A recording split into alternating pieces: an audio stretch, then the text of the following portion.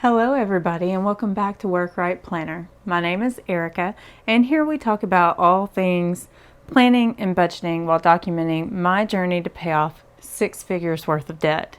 Yeah, I know I'm in a mess. Anyway, I spent nearly 2 decades supporting 2 kids on one income and it taught me a lot and I want to share that here with you guys. If that sounds like something you'd be interested in, be sure to hit that subscribe button and the notification bell so that you don't miss any videos. And if you're a returning viewer, thank you so much for sticking with me and I hope you enjoyed today's video. So today we're going to do something a little bit different. We're going to talk about how I inflation proofed my gas budget. And this is a printable that I made up to help walk people through how to do this process that I have followed now for a decade, as it turns out. A little bit of history. Back in 2012, I was still very young and doing my best to do this budgeting thing, but I was married to somebody who liked to spend every penny we had. And he always based his decisions about whether or not we had money to spend by what the ATM told him our current balance was, which, by the way, is a bad idea because you don't know what's come through the bank and what hasn't. And you may end up spending money that has already been spent on something else. And therefore, your lights get shut off or something like that. Bad idea. Anyway, I don't remember if it was 2012 or 2013. But anyway, while we lived in this area that we were in during that time, I was having to drive 30 miles one way to get to work. So, of course, that was a 60-mile round trip. And all of a sudden, gas prices were going from like $1.50 up to nearly $4 a gallon. And my budget could not absorb that very well, and we struggled. And so I decided then that my gas budget from then going forward would be set at the $4 a gallon because you never know when gas is going to go up like that again. And that is why I currently do not have to worry about inflation on the gas prices. Not for the moment anyway. So let me walk you through my process for setting what my monthly gas budget is going to be. And then I will also tell you some of the benefits that I have found through the last decade or so about how this has helped me. So let's get started. Okay. So the first thing that we need to do is list everywhere that we go in a month. And we're going to put this right here. It says, where do you go regularly? And you may or may not hit all of these places in the same month, but you normally go to these places. So we're going to include them.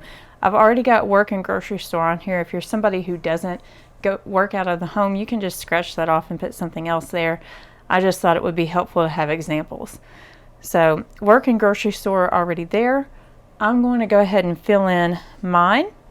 So give me just a moment.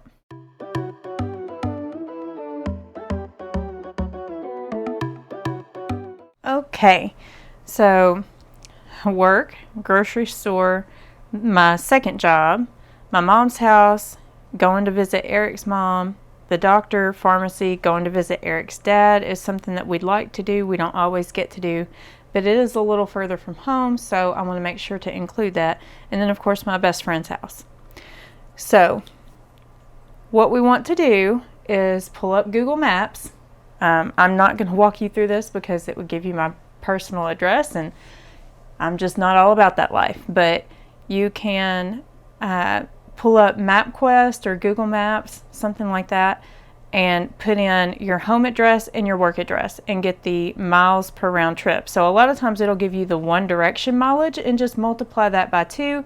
And typically I will round everything up because I want to deal with whole units and I don't want to short myself. I'd rather have too much than too little. So right now I'm going to write down all of the mileage to and from home to these destinations. So this is the number of miles going to that place and back home because we're always coming back home, right? Okay, now I need to calculate the number of trips per month. Now this can get tricky because take for instance, right now I get telework twice a week, so I'm working from home. But I actually do drive to this I actually do drive to this destination 3 times per week. So I'm going to break out my calculator and say, okay, 9. And if you notice, I've put a note here for you. Multiply weekly amounts by 4.33 to get an average monthly amount. And this is so that you are accommodating the fact that not every, sorry, let me get this down here where you can see it. This is accommodating the fact that not every month has 4 weeks in it. You occasionally, about once a quarter, get that, or not even once a quarter. I don't know. Every several months, you end up with the extra week. So, okay, so I do this 3 times a week. So we're going to do 3 times 4.33. And that's going to give me 12.99. So I'm going to say I make 13 trips a month to and from. Okay. So 13 times 9 is 117 miles every month just going to and from work. Okay. The grocery store, we do that once a week. So that's going to be the 4.33.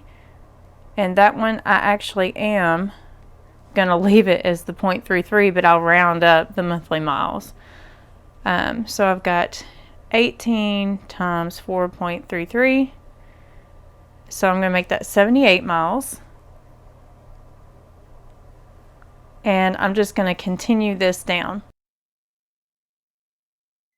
Before I continue this down, sometimes you've got certain things that you only do once a month or twice a month. If it's one of those things that's not every week, then definitely go ahead and just write that number in. Like my mom's house, we hopefully go to her house twice a month. So now I will go and fill out the rest of this all the way down.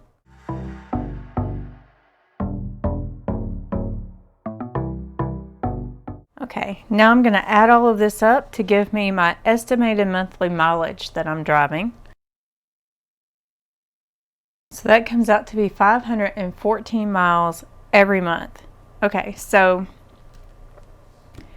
now we know how much we're driving, roughly. The next thing down here, let me scoot this up so you can see. The next thing down here is what is the gas mileage of your current vehicle. So what I recommend is just do a quick Google search, gas mileage and whatever your vehicle is. Okay.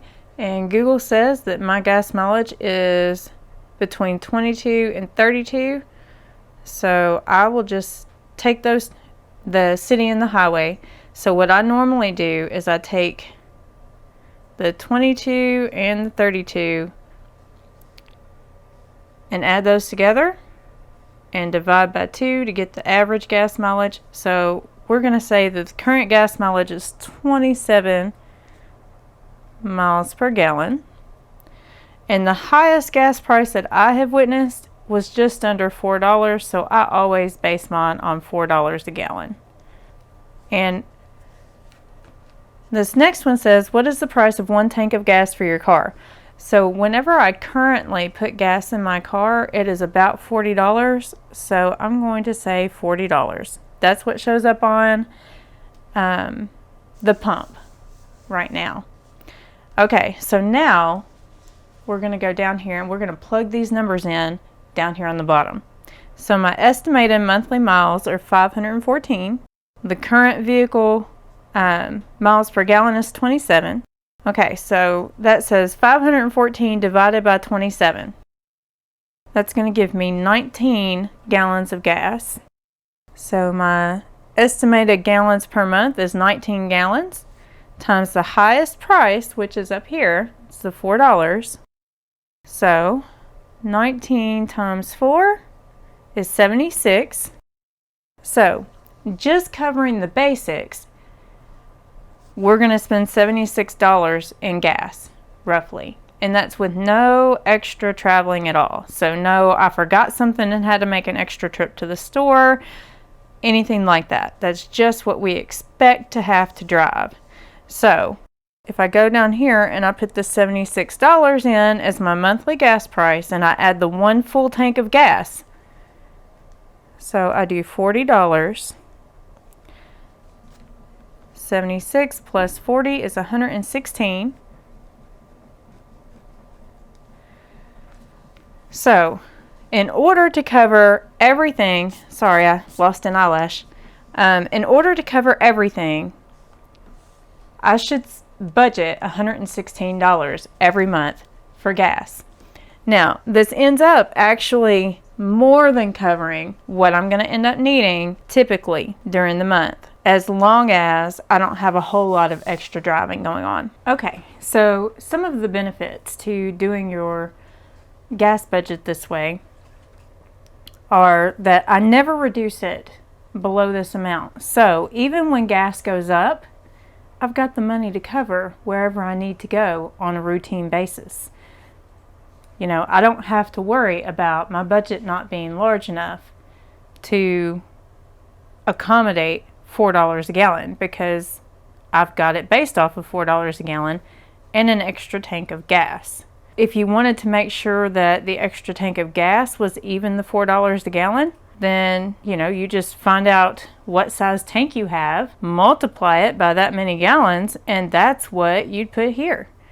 You know, it's not rocket science, but it will give you a nice number that you can stick into your budget. If I were sticking this into my budget, I'd probably put it in as $120 just to make it a nice round number. So when the gas prices are low, your gas sinking fund, and for lack of a better way of putting it, is going to grow. So mine actually grew for a long time because gas did come back down, and it stayed down for a long period of time.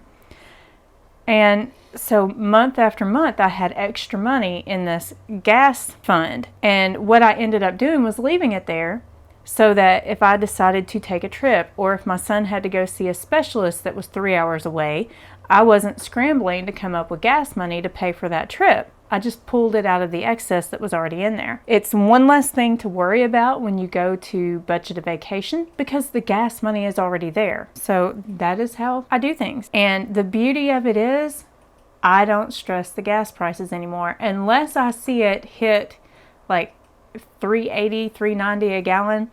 Then I might start to, you know, feel some sort of way about it. But even then, I have all the excess from the months where it was down to absorb any extra that might come.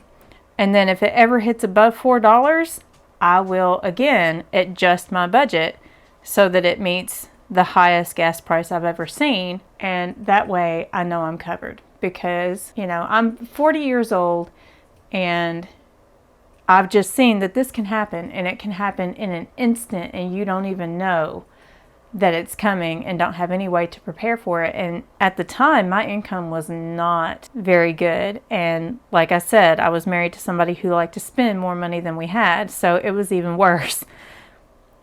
I highly recommend this. Anyway, that's how I inflation-proofed my gas budget. If you'd like a copy of this worksheet, you can download it. There's a link below that will take you to where you can sign up to receive it in your email, or you can go to Etsy and purchase it off of my Etsy shop. The email will be free. Etsy will cost you like $1. So the email would be free. If you go to Etsy, it'll be listed there and you'd have to pay for it. So it's all in whatever works best for you. There's also a link to my Etsy shop down below. That's all that I have for you today. My next video will be my February budget recap so that we can see how things went. If you'd like to keep watching in the meantime, YouTube has put the best video for you on the screen, and I will see you all next time.